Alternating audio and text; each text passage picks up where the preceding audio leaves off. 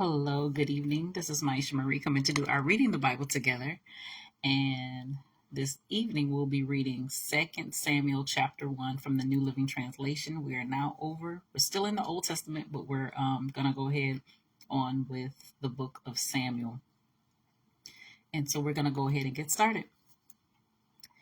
After the death of Saul, David returned from his victory over the Amalekites and spent 2 days in Ziklag.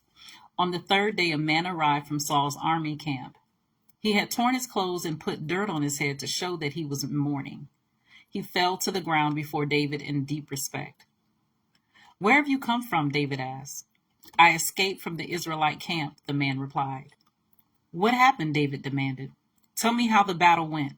The man replied, Our entire army fled from the battle. Many of the men are dead, and Saul and his son Jonathan are also dead." "How do you know Saul and Jonathan are dead?" David demanded of the young man. The man answered, "I happened to be on Mount Gilboa, and there was Saul leaning on his spear with the enemy chariots and charioteers closing in on him. When he turned and saw me, he cried out for me to come to him. 'How can I help you?' I asked him. He responded, 'Who are you?' 'I'm an Amalekite,' I told him. Then he begged me, 'Come over here and put me out of my misery, for I am in terrible pain and want to die.' So I killed him," the Amalekite told David, "for I knew he couldn't live. Then I took his crown and his armband, and I have brought them here to you, my lord." David and his men tore their clothes in sorrow when they heard the news.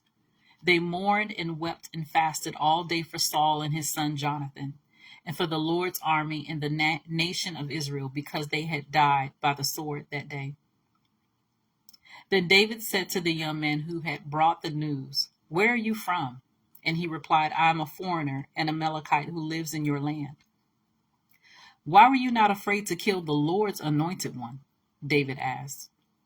Then David said to one of his men, "Kill him." So the man thrust his sword into the Amalekite and killed him. "You have condemned yourself," David said, "for you yourself confessed that you killed the Lord's anointed one." Then David composed a funeral song for Saul and Jonathan, and he commanded that it be taught to the people of Judah. It is known as the Song of the Bow, and is recorded in the book of Jashar.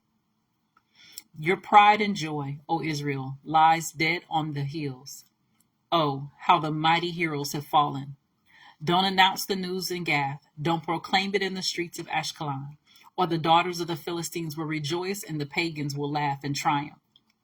O mountains of Gilboa, let there be no dew or rain upon you, nor fruitful fields producing offerings of grain. For there the shield of the mighty heroes was defiled. The shield of Saul will no longer be anointed with oil.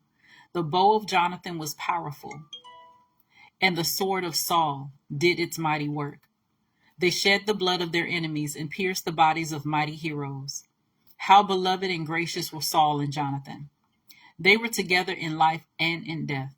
They were swifter than eagles, stronger than lions. O woman of Israel, weep for Saul, for he dressed you in luxurious scarlet clothing and garments decorated with gold. Oh, how the mighty heroes have fallen in battle. Jonathan lies dead on the hills. How I weep for you, my brother Jonathan. Oh, how much I loved you, and your love for me was deep, deeper than the love of women. Oh, how the mighty heroes have fallen. Stripped of their weapons, they lie dead." So that was 2 Samuel chapter 1 from the New Living Translation. As always, continue to search the scriptures daily to see what is true. Allow Holy Spirit to illuminate the word into your heart, your mind, and soul, bringing knowledge, understanding, and wisdom, and most of all, revelation of who God is, his true nature, his character, and how much he truly, truly loves you. You guys take care. God bless. And until next time.